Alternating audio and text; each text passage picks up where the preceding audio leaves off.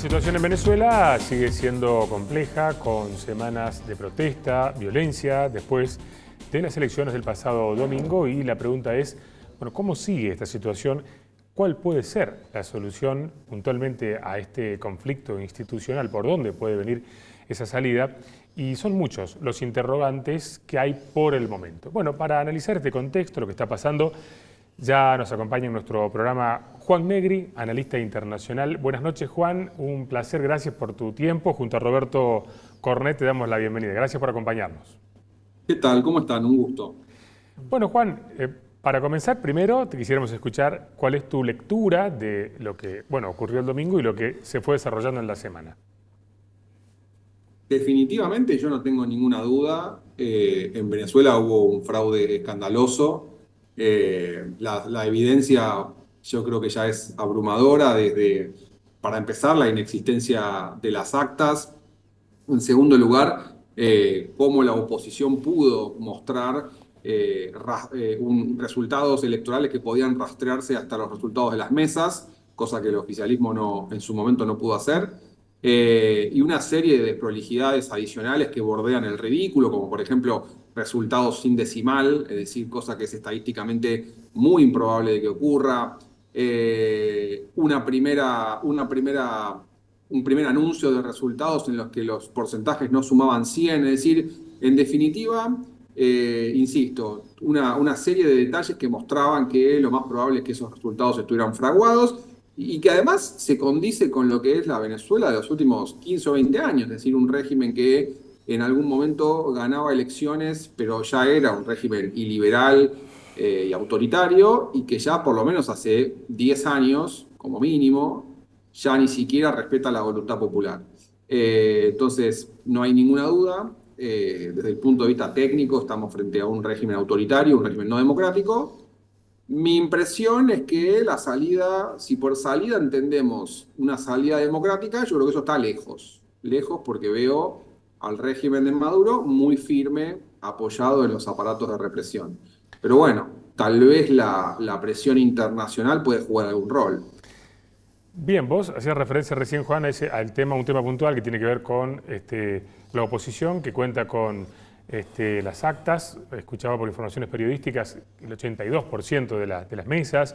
Se suma a esto que el oficialismo no las muestra y el reclamo internacional para que se muestren estas actas y que se encuentre una solución. Inclusive Estados Unidos en las últimas horas reconociendo a González Urrutia como presidente, ¿no? Ahora bien, esta presión internacional, ¿cómo se traduce en algo concreto? Porque por el momento son declaraciones, pedidos, pero esto puede en la práctica generar a lo mejor algún tipo de reunión secreta que permita alguna salida con una amnistía para Maduro, o eso queda como en una posibilidad lejana. Yo creo que esa segunda posibilidad que marcás, que es una reunión secreta en la que vos le decís al tipo, mirá, bueno, esto no da para más, pero te doy un exilio dorado y te venís para, no sé, Cuba, donde fuere. Eso es algo que puede llegar a estar en la mesa, ha ocurrido alguna vez con alguna dictadura en el mundo, es una salida habitual de algunas dictaduras que no logran ya sostenerse en el tiempo, es decir, hay muchísima oposición. Pasó en Haití hace muchos años, en la década del 70, y algún caso más. Yo no creo que estemos en ese punto.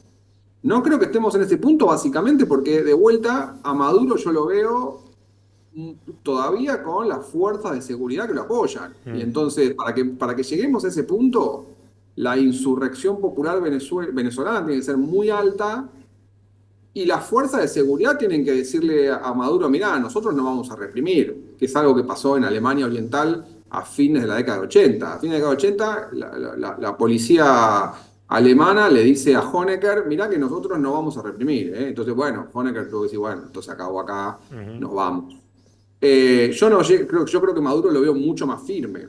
Lo que sí puede ser que esté pasando, estoy casi seguro de que está pasando, es que Brasil, que en su rol de poder regional, de ejercer ese liderazgo regional, está tratando de encontrar alguna salida presionando al régimen para que muestre las actas. Yo supongo que Lula parece creer que esas actas existen, yo creo que esas actas no existen, Ahora, y algún tipo de solución. yo le quería preguntar, para mí también está la impresión de que Chávez, porque hay que remontarse a Chávez, corrompió al ejército, entregando dólares en efectivo al equipo de generales que los acompaña. Y ese es un argumento muy fuerte para los que se dejaron corromper, quieran dejar el poder, porque eso significa ir a parar a la cárcel. ¿Cómo se arregla? Porque no es arreglar con uno, Maduro solo. ¿Cómo se arregla con el general Padrino López, que es el jefe del ejército? Es difícil con ese estado de corrupción. No sé qué opinas.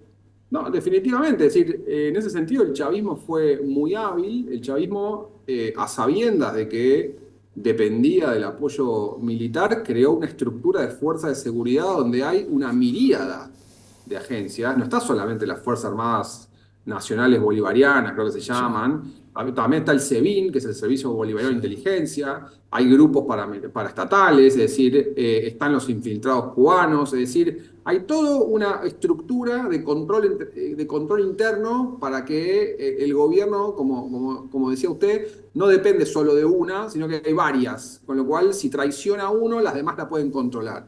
Por eso yo creo que en este momento yo a Maduro lo veo muy sólido. La verdad es que a mí me sorprendería que mañana o pasado, o cuando fuera, Maduro dice, bueno, ya está, ya fue, me voy a Cuba y acá que venga la democracia. Sí, yo creo que es un escenario muy lejano ese, la verdad, en este momento. Y no debería sorprender, digo, hay dictaduras, en el mundo está lleno de dictaduras que duran muchísimos años. Cuba hace cuánto tiempo que está en una situación más o menos. Desde el primero de enero de 1960. Y bueno, yo no había nacido, digamos. Entonces digo, Venezuela puede ser una dictadura por una generación más. Es decir, a veces estamos todos pensando, bueno, ¿cuál va a ser la solución? Como que esto mañana tal vez pasa a ser una democracia. Yo creo que estamos lejos realmente. Es una mala noticia, pero yo creo que estamos lejos.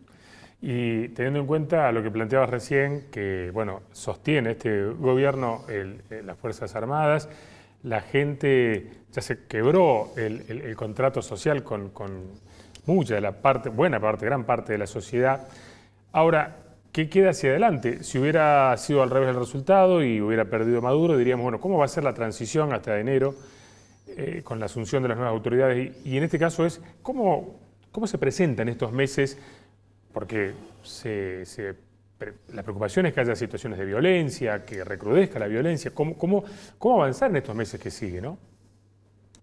Bueno, ahí yo creo que hay dos, bueno, está el factor interno y el factor externo, que vamos a ver cómo juegan.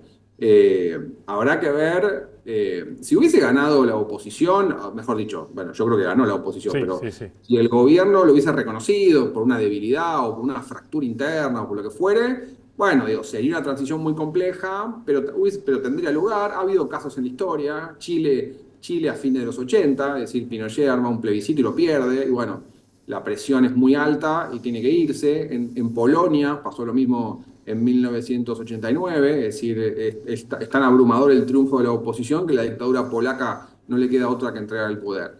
En este caso han decidido hacer un fraude, insisto, ya ni siquiera les preocupa guardar las formas, es decir, bordea el absurdo todo.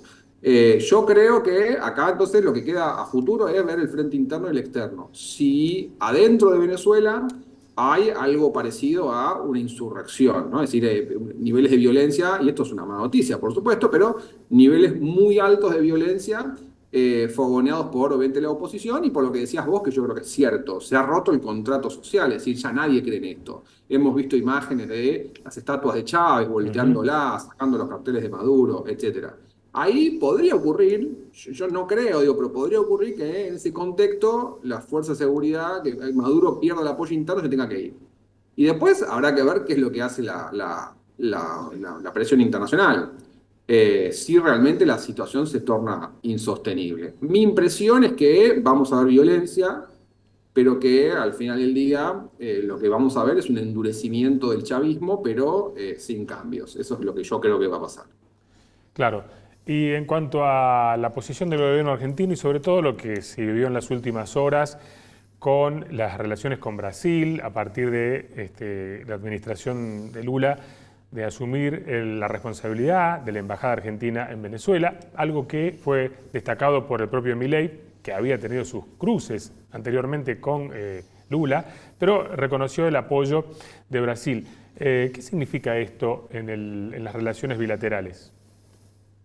Bueno, por un lado creo que hay un reconocimiento de Argentina del profesionalismo de la Cancillería, de la burocracia diplomática brasileña, que además es famosa por tener un nivel de profesionalismo, insisto, muy alto, y es un poco paños fríos, digámoslo de esta manera, dentro de una relación que se había deteriorado y que había ruido, ¿no? Entonces, me parece que Brasil, al aceptar representar los intereses argentinos en Caracas, de alguna manera pone un poco de paños fríos en la relación, y a veces también a Brasil le conviene, ¿no? Porque Brasil quiere jugar este rol de potencia regional y entonces le viene bien para eso, ¿no? Para transformarse en el mediador de este conflicto.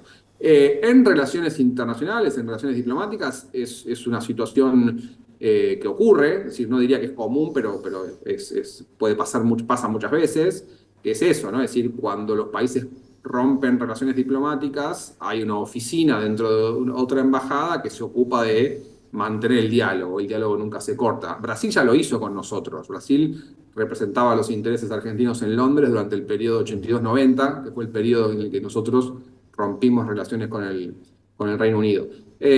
Así que bueno, es una buena noticia, digámoslo así, dentro de un mal contexto, por supuesto, dentro de lo que son las tumultuosas relaciones argentino-brasileñas de los últimos meses, ¿no? Como para cerrar brevemente, ¿pensás entonces que Brasil también puede asumir un protagonismo en un intento de resolver esta situación con Venezuela? Definitivamente creo que es lo que Lula quiere.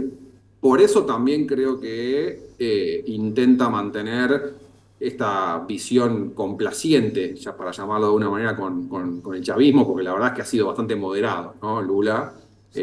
bastante tolerante, diría yo. Sí, Y sí. yo creo que tiene que ver con que, como Brasil quiere jugar ese rol de potencia regional, no se puede pelear con ninguno, ¿no? Entonces, mantener su propia autoridad como mediador necesita no romper relaciones con Venezuela, como sí ya ocurrió con nosotros o con Chile. Entonces, definitivamente creo que es el rol al que Lula apunta a jugar. Juan, muchas gracias. Como siempre, muy claro, un placer poder charlar con vos sobre esta situación que nos preocupa, porque bueno, nos pega de cerca lo que está pasando con los hermanos venezolanos y esta situación. Gracias, Juan. Muchas gracias. Gracias a ustedes, les mando un abrazo. Muchas gracias. Un abrazo grande, como siempre.